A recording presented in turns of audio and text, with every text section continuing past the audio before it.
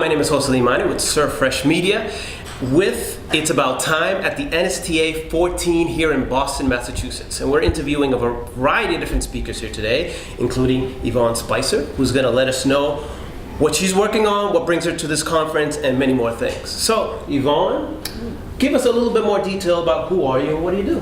Thanks for having me. I'm Yvonne Spicer, and I am the Vice President of Advocacy and Educational Partnerships at the National Center for Technological Literacy, and we're housed at the Museum of Science. So that's a lot on a business card. Yes, it is. But essentially, my job is Chief Cheerleader for STEM education, and particularly the T&E in STEM education. That is what I get to do. That's what I love doing, and I get to do it around the world. So what brings you to the conference? What will you be speaking about? Well, this afternoon I'm doing a featured presentation on how do we strengthen science and engineering and the interconnectedness of science and engineering. It's something that I'm very passionate about. Not only am I going to talk about the why of why it's important, but I'm going to talk about how do we do it. And hopefully I'll be able, in my short period of time, give some insight to teachers and administrators on what's our next steps given our next generation science standards. How do we move forward with this? Okay, one of the challenges one of the things that one of our educators, we had a lot of interviews here, and one of the educators mentioned that there was the new curriculum around engineering seems to compromise some of the science. Could you talk a little bit about that? And is it true? And if it is true, how do we fix that? Well, one of the things that I have looked at over the years is that science has operated in isolation in many cases, and how science gets taught in most classrooms, unfortunately, isn't an interactive kind of format, which I think students learn best by having interaction in the classroom, doing experiments, project-based learning. And that's one of the goals of the connection with science and engineering, is how do we emphasize more of that project-based learning, that hands-on application of science and mathematics. And I've seen some wonderful products out there that do an excellent job. For example, active physics, which has been around for quite some time, is probably one of the first curriculums that I've seen in the foray of connecting scientific concepts like physics to an active project-based learning format. So, and there have been others that have come along to help teachers in this format. So I'm just hoping that they're given the resources that have been produced, that better utilization of those resources will be happening. Okay.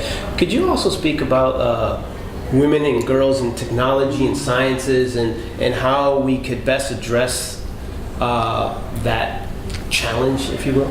Well, as looking at me, I've been involved in science and engineering for over 30 years, and clearly when I first got into this profession, there were no women there. I graduated with 2 other women, and we stuck together like glue moving through college. And so, but the exciting thing is that I'm seeing many more women involved in STEM education, and particularly the engineering.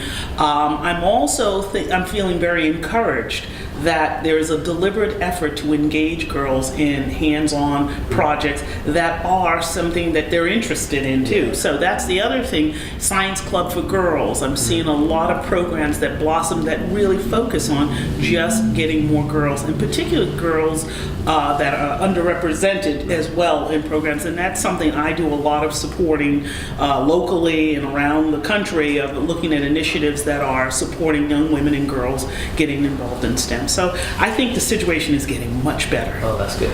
So how do people find out more information about you and the projects that you're working on? Is there a particular website? Are you on Twitter? Absolutely. I'm on Twitter, and I'm at Dr. Evie, Dryvie.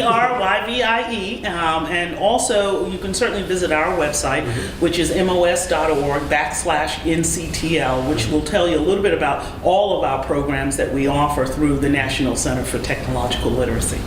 And I heard there's an event there at the Museum of Science. Absolutely. There is an event happening Friday evening, so do make sure that you can stop by, and especially for those that are attending the NSTA conference, it will go from about 6 o'clock to 10 o'clock, and all kinds of activities at the museum, and there are buses leaving all of the hotels to transport you there. So very good. So any parting words for the audience in regards to STEM, or it's headed, or anything that you want to just leave them behind? My hope is get behind the train and help move this initiative forward. It is not a nice to know, a nice to do. It's an imperative for the 21st century. Well, there you have it. Here it is. I'm finishing it off. Jose Mane with Surfresh Media with It's About Time at the NSTA 2014 in Boston. Thank you.